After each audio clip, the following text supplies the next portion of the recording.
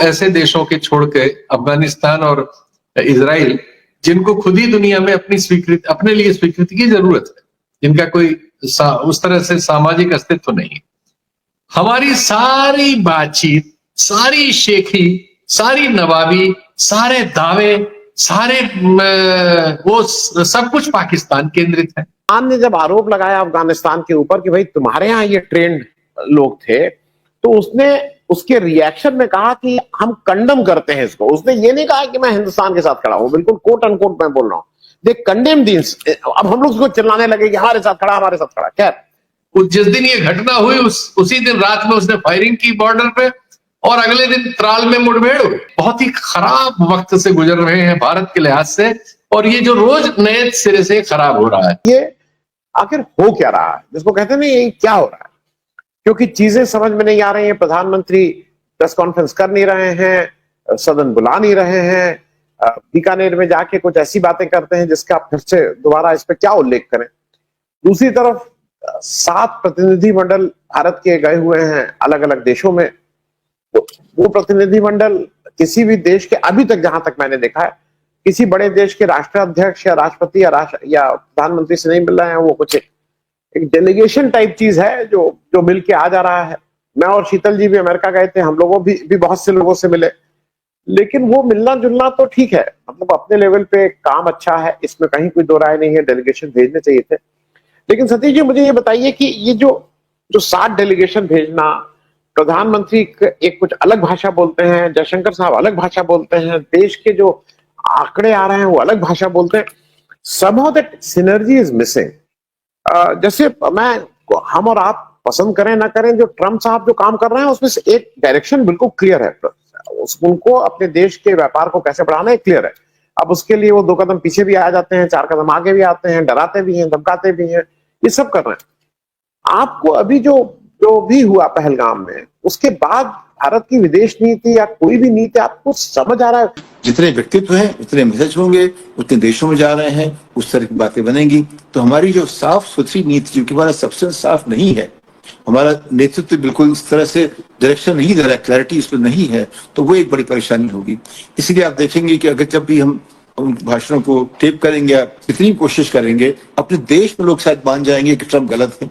हम ट्रम्प की बदनामी देश में कर सकते हैं, लेकिन दुनिया भर में ये बात जिसके लिए हमने अपने डेलीगेशन में भेजा है, उसके ऐसा नहीं लगता कि वो लोग उस बात को कहीं बदल सकेंगे। जो नैरेटिव है कि ट्रम्प ने बीच में दखलंदाजी की थी, वो स्थायी हो चुका है, उसको बदलना हमारी टीम के लिए आसान नहीं। तो उन्हें क्या करना चाहिए था? क्योंकि पहले तो हमें अपनी नीतियां जो हैं, जो हम उससे चाहते हैं, जो हमारे उद्देश्य, हमारे लक्ष्य हैं, वो तो साफ हों। दूसरा यह है कि सामरिकता वो ऐसी नहीं होती कि हम ऑपरेशंस के लिए जरूरी है कि हम हर क्षण तैयार रहें जिसकी जरूरत हो। लेकिन देश का क्या हुआ, मैं इसलिए पूछ रहा हूं कि कहीं पे भी अभी तक कोई कांग्रेसमैन, कोई सेनेटर तक नहीं मिला है। उस दिन उन्होंने जाके प्रेस कॉन्फ्रेंस की, एएनआई का एक मुझे सिर्फ जिसको कहते हैं माइक नजर आ रहा था, मुझे वहां दुनिया की माइक भी नहीं नजर आई। पीपल वर एब्सेंट, और इसको कोई रिपोर्ट नहीं कर रहा है। हम अमेरिका से लोगों से कहा, लोगों ने कहा कहीं कोई रिपोर्टिंग नहीं है। तो इस पे शीतल भाई, क्योंकि ये लार्जर क्वेश्चन है। बीजेपी में आप सबको जेल में डाल दीजिएगा, एक तो अच्छा आपके पास ही लाइन से 99 सांसद को जेल में डाल दीजिएगा, आप अकेले इलेक्शन जीत जाइएगा, उसमें कोई नहीं बोलेगा। लेकिन देश जो विदेश में आप कर रहे हैं, उस पर जरा एक शीतल भाई आपसे एक टिप्पणी दे। देखिए, जो कुछ भी हो रहा है भारतीय टैक्स पेयर के पैसे का एक, आप कह सकते हैं कि जो विमर्श है उसको डिस्टर्ब करने के लिए हो रहा है। डिस्टर्ब क्यों किया जा रहा है? क्योंकि इस सैनिक अभियान में जो पहलगाम की घटना के बाद किया गया, कोई ऐसी सफलताएं नहीं है जिनके आधार पर ढोल पीटा जा सके। कोशिश की जा रही है, लेकिन सच्चाई यह है कि जो इनके समर्थक थे उनको भी झटका लगा है, क्योंकि वो ये उम्मीद लगा के बैठे तो कि या कम से कम कुछ न कुछ तो ऐसी चीज ले लेंगे जिसको वो अपने समर्थकों को दिखाएंगे कि देखिए ये हमने अचीव किया। युद्ध की जरूरत थी कि नहीं, इस पर इस समय बात करना पता नहीं प्रासंगिक होगा कि नहीं, लेकिन ये जो कुछ भी हो रहा है इसका मटेरियल क्या है? इसके पहले प्रधानमंत्री 88 बार विदेशों में गए, 72 देशों की उन्होंने यात्रा की, एक भी देश इस मामले में हमारे साथ सामने नहीं खड़ा था। 2 ऐसे देशों के छोड़ के अफगानिस्तान और इजराइल, जिनको खुद ही दुनिया में अपने लिए स्वीकृति की जरूरत है, जिनका कोई उस तरह से सामाजिक अस्तित्व नहीं। उसके सामने लोग अपने अपने देशों के इश्यूज रखते हैं। उसके बाद अभी उसमें अपॉइंटमेंट मिला, कोई बात हुई, कोई राय बनी, कुछ हुआ, कोई खबर कहीं नहीं। तो आप ठीक कह रहे हैं कि दुनिया के प्रेस में ये रिपोर्ट नहीं हो रहा है। कई जगह तो जापान वगैरह में ये हो रहा है कि जो डेलीगेशन गए वो इंडियन डायस्पोरा यानी दूतावास कुछ भारतीयों को बुला लेता है, एक 10-20-25 लोगों को किसी हॉल में खड़ा करके और हमारे नेताओं से वहां भाषण दिलवा रहा है। क्या इतना, ये सब फर्स्ट क्लास में बैठ के गए, फर्स्ट क्लास के टिकट्स में बड़े आराम से और बड़े बड़े होटलों में ठहराए गए। ये सब खर्चा किस लिए किया जा रहा है? ये तो एक ट्वीट से सब खबर, जो आप ये कहना चाहते हैं वो एक ट्वीट कर दीजिए, सब सारे इंडियन डायस्पोरा में सब पढ़ लेते हैं जिसको पढ़ना है। जो नहीं पढ़ रहे हैं वो नहीं पढ़ रहे हैं, क्योंकि वहां तो कोई चीज छप रहा नहीं है, वहां किसी बड़े से आप मिल पा नहीं रहे हैं, किसी राष्ट्राध्यक्ष ने आपको टाइम नहीं दिया है, आप अचानक चले गए हैं। जो आप कर रहे हैं उसकी खबरें सिर्फ भारत में हम ही लोग चर्चा उसकी कर रहे हैं, चाहे इधर से करें या उधर से करें। तो इसके लिए अब क्या बताया जाए? ये दरअसल इस सरकार की पूरी विदेश नीति एक ऐसे चौराहे पे फंस गई है कि इसको कहीं रास्ता ही नहीं दिख रहा है। सच्चाई है, इसने हर चीज भगवान भरोसे छोड़ दी है। ट्रंप साहब से क्या रिश्ता हो, भगवान भरोसे, हमें बोलना ही नहीं है, चुपचाप हाथ पैर जोड़ के पड़े रहना है, जो हो जाएगा उसी को अपनी पीठ में ढोल बजा लेंगे कि हमने करा दिया, हमने करा दिया। चीन का मसला है, हमारी जबानी नहीं खुलती, हमारी सारी बातचीत, सारी शेखी, सारी नवाबी, सारे दावे, सारे वो सब कुछ पाकिस्तान केंद्रित है। नहीं, सिर्फ इससे इतना हो रहा है कि देश में जो मोदी सरकार की असफलताएं हैं, पहलगाम घटना समेत, जहां सुरक्षा बलों का कोई उपस्थिति नहीं थी, और घटना होने के बाद 1.5 घंटे बाद एक्टिविटी शुरू हुई, उसके बाद भी ऐसा कुछ नहीं हुआ कि हत्यारे कहीं बॉर्डर पे या कहीं रोक लिए गए हो और फिर पकड़ के लाए जाए और उन पर सजा हो। कुछ नहीं हुआ, पूरी तरह से हम फेल हैं। न हम इस घटना को रोक पाए, न उसके बाद घटना करने वालों को कोई सजा दे पाए। जिस दिन ये घटना हुई उसी दिन रात में उसने फायरिंग की बॉर्डर पे, और अगले दिन त्राल में मुठभेड़ हुई। उनसे मिलने आप नहीं जा रहे, वहां राहुल गांधी जा रहे हैं जिनको आप रोज गाली देते हैं। तो हमें हासिल क्या हुआ? इससे हासिल क्या होने वाला है? क्या पाकिस्तान पे कोई खड़ा होकर सैंक्शन लगाने वाला है? एक आदमी नहीं बोल रहा है, कहीं आप किसी ऐसे आदमी से मिल ही नहीं सके।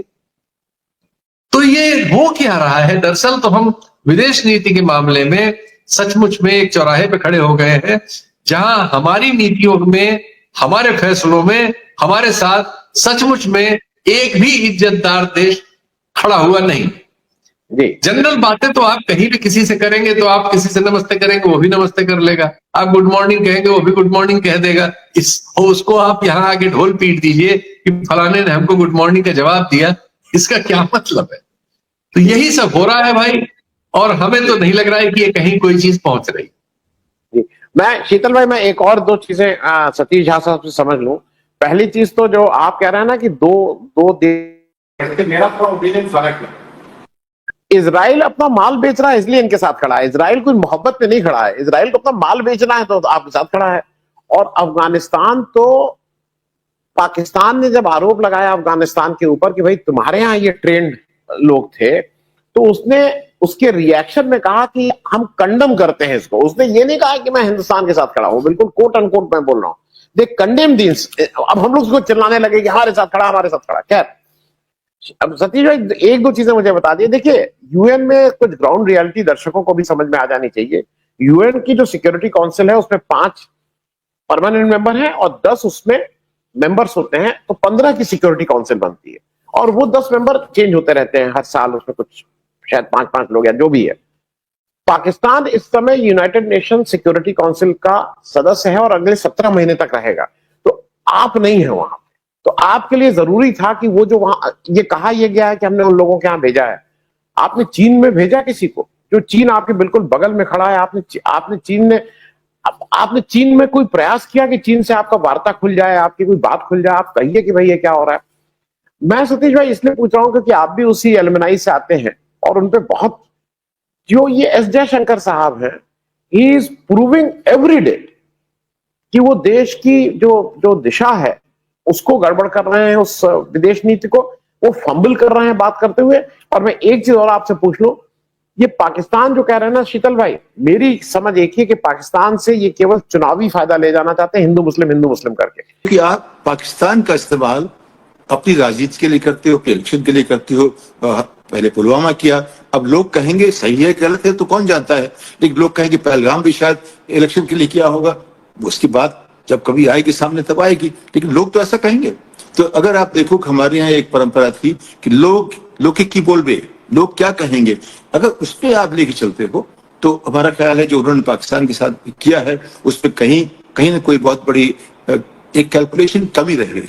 लेकिन साथ में अगर पाकिस्तान को हमें एंगेज करना है एक पावर की तरह, हम कहते हैं चौथी आर्थिक व्यवस्था हम है, उसको अब कैसे एंगेज करें, उसके साथ बड़े तरीके हमारे पास हैं। आप पहले चीन की बात कही, चीन के साथ उसको एंगेज कैसे, वो हमसे 7 गुना बड़ी इकोनॉमी है, अमेरिका हमसे 10 गुना बड़ी इकोनॉमी है, उससे कैसे एंगेज करें।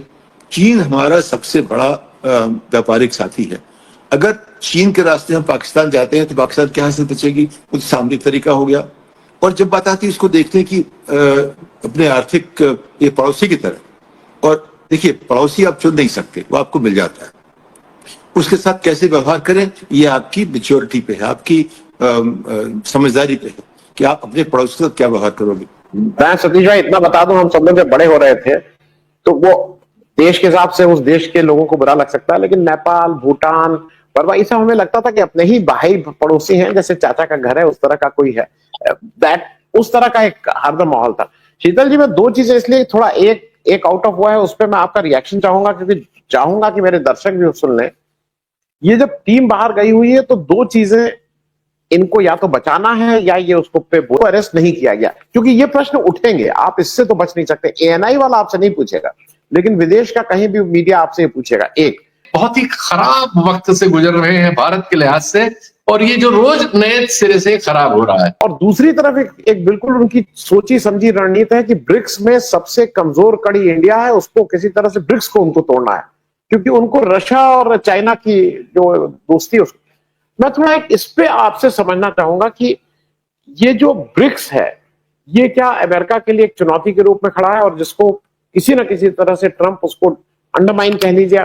और मैं एक आंकड़ा दे दूं, नेटो का टोटल वो भी करीब 40% ऑफ द पॉपुलेशन को कंट्रोल करते हैं, नहीं 38% of the GDP and 16% of the population, sorry 16% population है, 38% उतनी जीडीपी जितनी ब्रिक्स करते हैं। मैं थोड़ा ये समझना चाहता हूँ, ब्रिक्स से कोई उनकी खुंदक है क्या हमारे ट्रंप साहब की?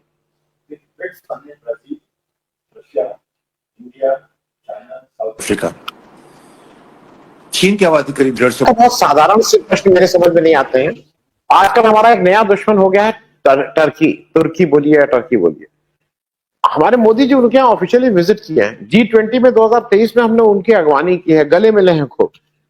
मतलब अगर वो आपका दुश्मन है तो क्या एकदम से आपको कल रात में पता लगा कि वो दुश्मन है? मैं इस पे इसलिए बोलना चाह रहा हूं कि आप केवल, मुझे ऐसा लगता है कि तुर्की चूंकि एक मुस्लिम देश है, हालांकि वो अपने को कहता सेकुलर है, उसमें वो इस्लामिक कंट्री अपने को नहीं लिखता है टेक्निकली, लेकिन वो 99% वहां सुन्नी आबादी है, तो मुस्लिम देश है। तो क्या ये केवल चुनाव की वजह से ही उसको किया गया है? क्योंकि अगर तुर्की पे जो आरोप है, वो आरोप तो चीन के ऊपर भी, उसने भी अपने हथियार दिए थे वहां पाकिस्तान को। मैं थोड़ा आम आदमी की नजर से समझने की कोशिश कर रहा हूं कि हम और आप जो इसके विशेषज्ञ नहीं, लेकिन हम लोग का कंफ्यूजन बहुत है भाई कि तुर्की दुश्मन, फिर उसको बुलाया क्यों G20 में? उसको आप पाकिस्तान को के साथ सार्क नहीं कर रहे हैं, नैम नहीं कर रहे हैं, नैम की मीटिंग नहीं हो पा रही है, सार्क की मीटिंग नहीं हो पा रही। मैं जरा इस पे शीतल जी समझना चाह रहा हूं, कुछ आपको समझ में आता हो तो बताइए। नहीं, वो जो आपने कहा एकदम सही है, वो कि वो साफ साफ विभाजन है।